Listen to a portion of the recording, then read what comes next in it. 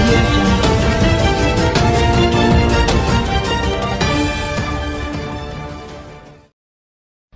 ఇవాళకి ఇడుపులపాయ నుంచి మొదలుపెట్టి 200 రోజులు పైగా పాదయాత్ర సాగింది అని అంటే నిజంగా దాదాపుగా 2450 కిలోమీటర్లు 200 రోజుల పాదయాత్ర ఇది జరిగింది అని అంటే వెనక్కి తిరిగి చూసుకుంటే ఇది అసలు చేయగలుగుతామా అని అనిపించే పరిస్థితుల నుంచి సునాయాసంగా చేస్తూ ముందుకు సాగగలుగుతున్నాను అని అంటే దానికి కారణం కేవలం దేవుడి దయ ప్రజల దీవెనలు అని మాత్రమే నేను చెప్పగలను. ప్రతి అడుగులోనూ నాన్న తోడుగా ఉండి నడిపిస్తున్నట్టుగా అనిపిస్తూ ఉన్నా ఆ వేసే ప్రతి అడుగులోనూ మేమంతా నీకు తోడుగా ఉన్నామన్నా అంటూ దారి పొడుగున అక్క చెల్లెమ్మల దీవెనలు అవ్వాతాతల ఆశీర్వాదాలు చిన్నపిల్లలు సైతం అదే పనిగా బయటకు వచ్చి అన్నా మేము కూడా మీకు తోడుగా ఉన్నామన్నా అంటూ పిల్లలు కూడా తోడుగా నిలబడ్డం ఇవన్నీ ఈ ఆప్యాయతలు ఈ ప్రేమానురాగాలే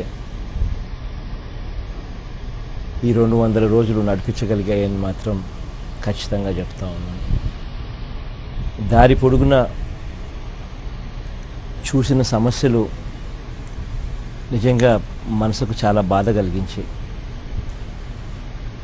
రైతుల దగ్గర నుంచి మొదలు పెడితే గిట్టుబాటు ధరలు రాక అవస్థలు పడుతూ ఉన్న పరిస్థితి దగ్గర నుంచి చూస్తే రుణాలు మాఫీ కాక దగ్గరుండి ప్రభుత్వం మోసం చేసిన తీరును రైతన్నల సమస్యలు పొదుపు సంఘాల అక్క చెల్లెమ్మల సమస్యలు చదువుకుంటున్న పిల్లలకు ఫీజు రీయింబర్స్మెంటు రాక నాన్నగారు రోజులు గుర్తుకు తెచ్చుకుంటూ అవస్థలు పడతా ఉన్న పరిస్థితులు ఆరోగ్యశ్రీ పేషెంట్లు అసలు ఆరోగ్యశ్రీ ఉందా లేదా అని అనిపించే పరిస్థితిలో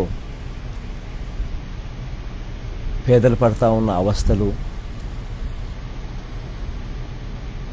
పూరి గుడిసెల్లో ఉంటూ ఇల్లు లేని పరిస్థితిలో ఉన్న ఆ పేదలు బ్రతుకుతా ఉన్న తీరును ఏ తీసుకున్నా కూడా మనసును కలిసివేసే సన్నివేశాలే. అన్నీ కూడా వీటిలో చాలా మటుకు ప్రభుత్వం చిత్తశుద్ధితో చేయగలిగి ఉండి కూడా చేయని కారణంతో ఉత్పన్నమైన సమస్యలు, మోసం చేసిన తీరు, ప్రజలకు మంచి చేయాలి అన్న ఆలోచన లేకపోవడం నిజంగా ఒక్కొక్కసారి అనిపిస్తుంది ముఖ్యమంత్రి సీట్లో కూర్చోవడం అంటే ఎందుకు అని. కూర్చున్న వ్యక్తి దేవుడు ఆశీర్వదిస్తే ప్రజలు దీవిస్తే ఇన్ని కోట్ల మంది దీవిస్తే ఒకరికి అవకాశం వస్తుంది ఆ సీట్లో కూర్చునేదానికి. ఆ సీట్లో కూర్చున్నప్పుడు మనం ఏం చేయాలి అన్న ఆలోచనలు ఇవాళ ముఖ్యమంత్రులకు కరువయ్యాయి. ఆ దేవుడు ఆ అవకాశం ఇచ్చినప్పుడు, ప్రజలు దీవించి అవకాశం ఇచ్చినప్పుడు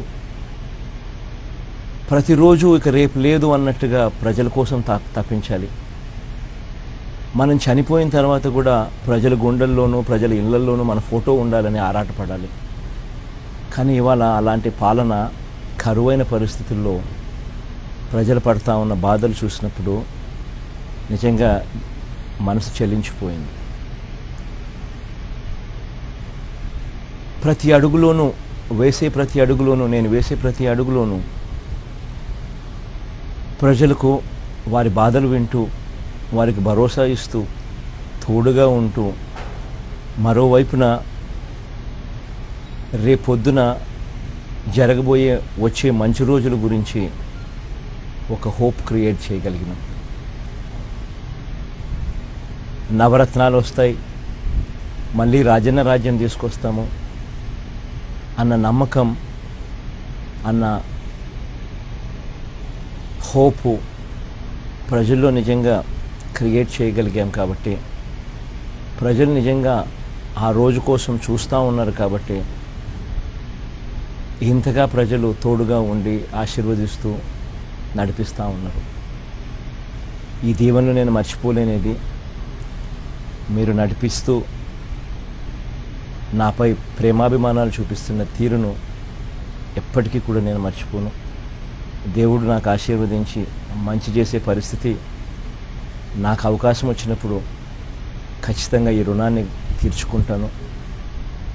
నాన్నగారి పాలన వీలైతే అంతకన్నా నాన్నగారి పాలన కన్నా కూడా ఇంకా గొప్ప పాలన ఇచ్చేదానికి శాయశక్తుల ప్రయత్నం చేస్తానని చెప్తూ 200 రోజులు నాకు స్ఫూర్తినిచ్చి నడిపించినందుకు పేరు పేరున ప్రతి అక్క చెల్లెమ్మ, ప్రతి అవ్వ తాత, ప్రతి సోదరునికి స్నేహితుడికి పేరు పేరున హృదయపూర్వకంగా కృతజ్ఞతలు తెలుపుకుంటూ, మీ స్ఫూర్తే, మీ ప్రేమే, మీ ఆప్యాయతలే నన్ను 200 రోజులు నడిపించాయి.